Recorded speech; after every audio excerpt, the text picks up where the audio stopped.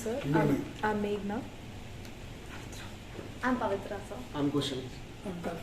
Sir, we are pursuing second year BBA in VIT Business School, and we have an J component in the subject called Entrepreneurship, where we are required to do an interview with a successful entrepreneur, sir. So we chose to do this interview with you, sir. So can we start, sir? Oh, yes. Yes, sir. Yes, sir. So we begin with our first question. How did you choose engineering as your institutional commitment, sir, despite your social life as a lawyer? How did you choose engineering? No, this part of the state, we didn't have engineering college at all. In the whole state, we had about 3,000 to 4,000 seats only. So at that time, I thought that our students must be able to study engineering. And at that time, I was a member of the assembly, MLA. The famous MGR was the chief minister. Yes, sir. I went and approached him to start a government college in North Arcot. At that time, it was North Arcot district. Always the North Arcot, South Arcot, Dharmapuri, the northern districts are backward in education and the economy both. And he said, I don't have money in the government. If you are interested in Vellore, you start one, I will give you permission. That's how this came into existence in 1984. Sir, the next question. Can you tell us about your earlier and later time perspective regarding educational entrepreneurship? Like earlier what you were thinking about this, and later how did your thoughts change? See, as a country, we are backward in higher education. Yes. Our gross enrollment ratio, what we call GER, is only 27%. All the developed countries, it varies from 60% to 100%. So we have to go up in higher education. It means that somebody has to spend. Either government has to spend or the parents have to spend.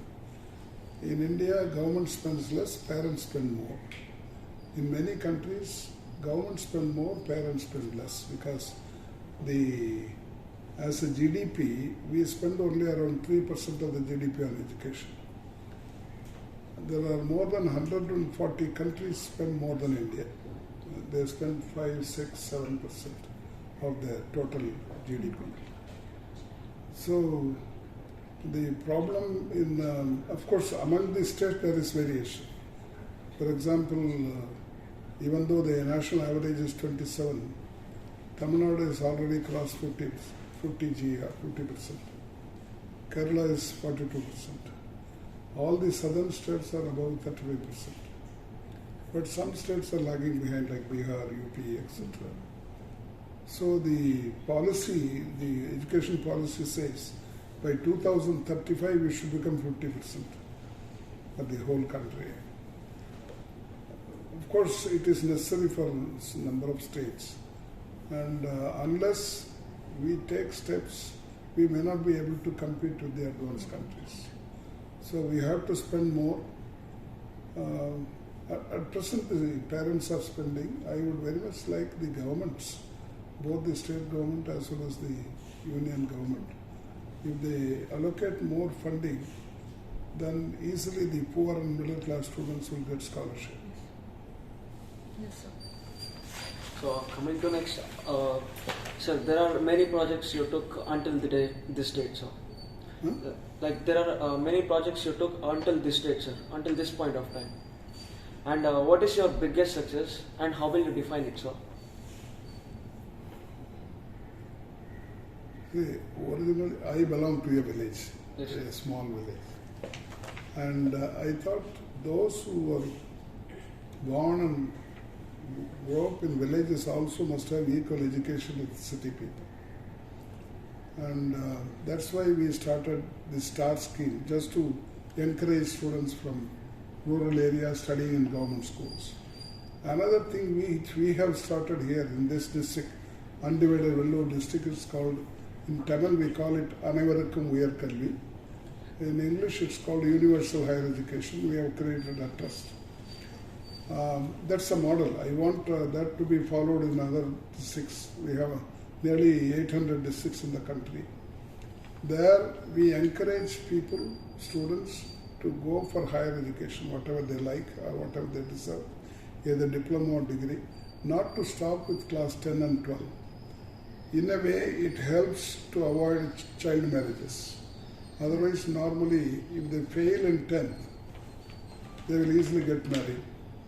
If they pass, then they will go up to 12. Beyond 12, many people do not send because one is cost, the other is they have to travel long distance to go to college. So, in order to avoid this, we wanted to encourage them. And to begin with, we have started in all the 13 assembly segments of Vellore district. We persuade them to go for whatever they like. And now, so far, we have given 7,800 scholarship to encourage poor children. We don't see at the mark. If they pass, it's enough. And out of this, 7,800, 67% are girls, beneficiaries. They have been given scholarship. And another 67% is first generation going for higher education. Otherwise, nobody would have gone for college or university in those families. So it means that we have to do a lot. Even though this state average is 50%, even then I find a lot of poor children, especially from rural areas, do not have higher education. This should be changed. That's my ultimate aim, and I want to succeed in that. So next we'd like to ask sir, sir, personally, what do you enjoy most about being an educational entrepreneur? Personally, what do you like about being an educational entrepreneur? Educational entrepreneur. Being with youngsters, being with students. You become young when you are with youngsters. Yes, sir. So, what were the biggest challenges you faced when starting the organization? What were the It was challenges? a problem of money, because when we started, at that time about 1 lakh was the total expense per month, salary and all things. Now it is 28 crores or so. Sometimes I was not able to get that amount because I had to sell some land to begin with. Even then it was not enough. So we were borrowing from some places. So it was the difficulty at the time. It took at least 5-6 years to become all right financially, or even more than that. So the problem of money is a very important thing to begin with. Later on we resolved it. The other thing is getting good teachers. We are able to attract good students, but getting good teachers is a real problem. Now, at that time it was not there. At that time we were able to get. Now, because the number of institutions have increased, and also most of our good students don't come back for teaching. They join industry or go abroad. Even though we would like to encourage them to do masters and PhD, they are not willing. So it's a real problem to get good teachers. Sir, how has being an entrepreneur impact your life, sir? How has being an entrepreneur impact your life? Like, how did you manage the I don't know, personal I'm and an professional? entrepreneur. Because usually this term is applied for those who start industry and business entrepreneurs. Of course, educational Yeah. entrepreneurs. I'm so happy that, especially when I see our old students outside the state, outside the country, I feel so happy. Because in other vocations, other professions, we cannot achieve this. And especially when I go to Europe and US, all our students are doing very well. They build very big houses. They invite me and I see them living in palatial buildings, etc., which is not possible without education. Education makes all the difference, and we are able to help the family. Ultimately, it helps the country and society. But individual families, even if one person gets educated, that family will come up. So that's the pleasure I get when I see our old students. If they succeed, I succeed in my life. Yes, sir.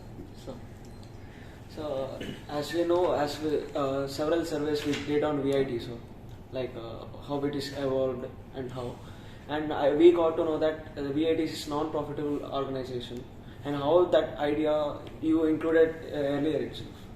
See, normally any educational institution must be non-profit organization. That's what the government expects, and many of them do. Some of them may not follow. Whatever we earn, we invest in the institution for infrastructure, for scholarships, for buying machinery, etc. That's how we are able to grow well, and we never divert to some other business or etc. We are able to concentrate. It improves the facility, infrastructure, and also the quality of education. If there is a diversity we have so many businesses, then it will be difficult to maintain quality and concentrate on the educational institution. So, have your priorities changed since you started? Since you started, did you have a different set of priorities, and now do you have a Yeah, different that set? is true. Because when I began as a college, I thought I should be able to produce one engineer from each village, because that was a limited vision. Now, after a few years, students from other states have started coming. The first state is Andhra Pradesh, because we are very close to them. And this was part of other states also started coming. Then all foreigners also started coming. Now the vision is changed, because we want to encourage all states, all countries, wherever they are lagging behind, we want to help them. For example, the poor countries in Africa, they come here. Recently, the educationalists of Togo was here. The first person visited VIT was the president of Rwanda. It's a very small country, but it was a French-occupied territory. Now they are also growing. That was the first country which sent their students here. And he also visited, the president of Rwanda visited here in 2002. So that's one of the motives of me, that just like helping the poor families, we should help the poor countries also. If they come up in education, then economically they will come up. So that's to begin with, it was the district, then went to the country, now it is the world. So we are also curious to ask this particular question, sir. So how did you come up with the idea of FFCS, sir? With the idea of FFCS. FFCS. Yes, sir. See, when I went outside the country, especially Europe and US, I found that is a lot of freedom for the teachers, students, and choice was available. Here it's all restricted in India. I thought that we should be able to introduce those choice system. The student must be able to choose. That's how this FFCS came into existence. So we wanted them to choose the subject, to choose the teacher, to choose the timing, whatever it is. And students also enjoy it. We were the first in India to do this, even before the IITs. Now afterwards, the central government introduced choice-based credit system. Yes, sir. That's almost like this, but not as liberal as this.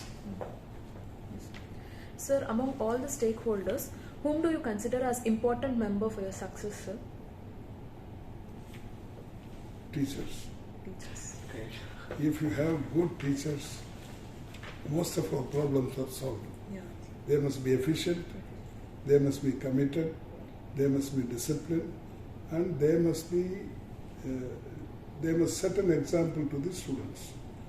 Because next to parents is the teacher, who the student always moves with him, sees at him, always he considers him as a model. So I was attached to my teachers in my school days and college days. So I consider them, of course students are very important, but teachers are more important than that. So, being VIT around a 39-year-old institution often makes several attempts to implement fresh and innovative ideas. And do you have any ideas for the future expansion of this institution? Expansion wise, a number of requests have come from many states of India. And some countries also have invited us, both in Asia and Africa. We are thinking, but we have not yet decided that we should set up 1 or 2 campuses outside the country. In fact, our students, old students who are in US, they want a campus there because they think that this 2+2 program or 3+1 program can be easily implemented. And also the Indians living in US can make use of this Yes. arrangement. Yes. That's also pending.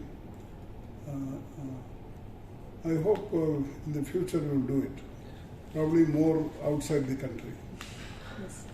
Sir, whom will you thank for the best practices that has occurred in VIT at various points of time? Sir, for example, if you see the Proctor scheme or the student exchange program.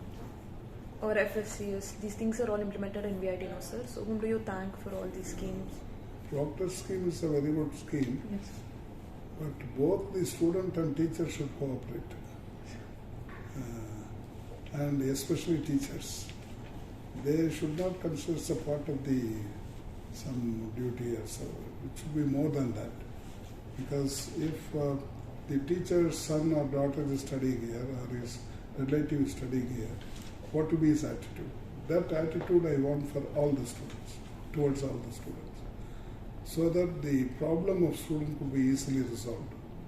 There are many kinds, academic, non-academic. Some student will have financial problems, somebody will have problem at home.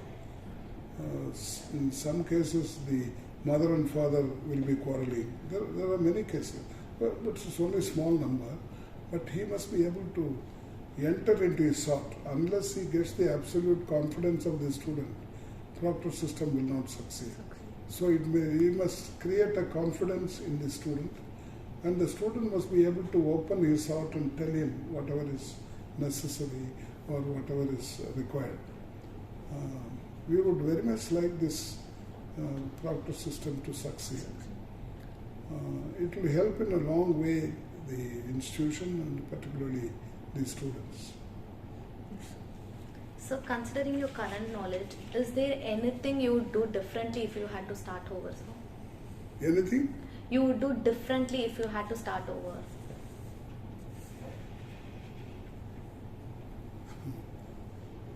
The one thing is, whatever is done or going to be done in the university, I want always the students to be taken into consideration, the views of the students. That's always I aim at it. In fact, sometimes it may not happen, but I tell the teachers, if you take any decision, anything, consult the student. They are the stakeholders. They are going to be affected by the decision. So we want to give priority to the views of the students. That's the main thing. Yes, sir. Sir, can you suggest some few crucial attributes for educational entrepreneurship? Whoever runs the educational institution, they should concentrate on it. Yeah. And whatever is generated, it should be spent on the institution. Then it will come out well. There should be no diversion. And the teachers must be paid well and treated well. There should be a happy lot, a contented lot. Only then they will take care of the students. I always tell our teachers that I will take care of all your problems. You take care of the children, the students. Because in many places they are not paid well, they are not treated well. There the atmosphere won't be good for quality education. That must be, of course, many of them do it, but some of them they don't. And that would be my suggestion to them, to take care of the employees, teachers and the other employees. And we must have enough infrastructure, facilities, because now the world is growing, moving very fast, and we have to grow on with them, on par with them. We have to grow with them, and especially the technology is changing often. So it requires a lot of attention and also expenditure, both. So, what advice would you give us to become a successful entrepreneur in the future? You must have an objective first, what you want to achieve. And you must have concentration on it. Once you start something, you concentrate on it, no diversion. Then you will succeed. So, to overcome the distractions, what advice? Huh? To overcome the distractions, what advice would you give? It is your own mind. Because there are bound to be distractions, Yes, wherever you go. But if you are concentrating on something, if you want to achieve it, then you will achieve it. Thanks. So concentration is very, very essential. So how are you imparting the various schemes, like, so for example, Startup India or Stand Up India, Make in India, like that in VIT? The government schemes. Yes, sir. so like the Make in India, Stand Up. So to help the people in rural areas to come and study, then to help people who want to start their business by providing a little support for them. Now here we have a technology business TBI, incubator yes, sir. where we support all those who want to do something. If they have an idea, they can come and join here. We will help them, give them financial help, a place, everything. And now we have allowed our teachers also to join to the startups. That will go a long way.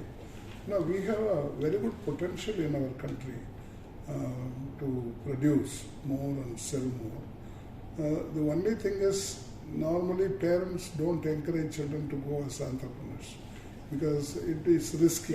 Yes. He may earn or he may lose.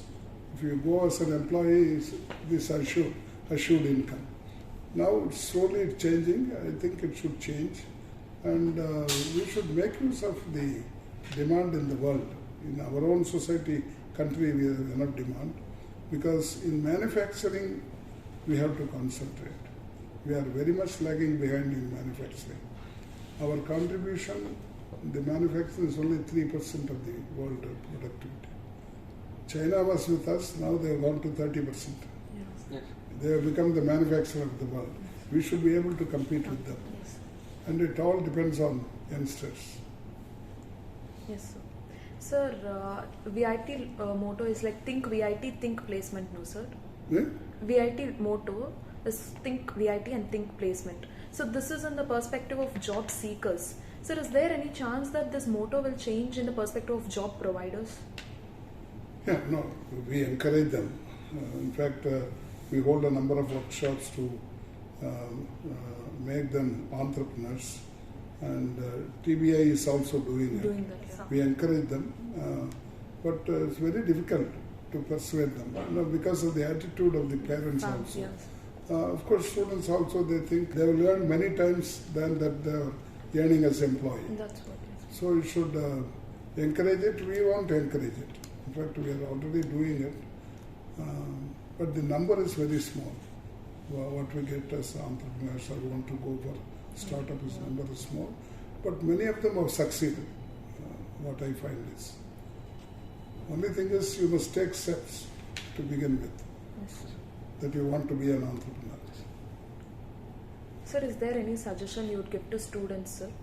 Yes, sir. Like we are already having, like our FAT exams are approaching, so something you'll tell us. And we have so many projects to do. And J Like, components yes, to complete also.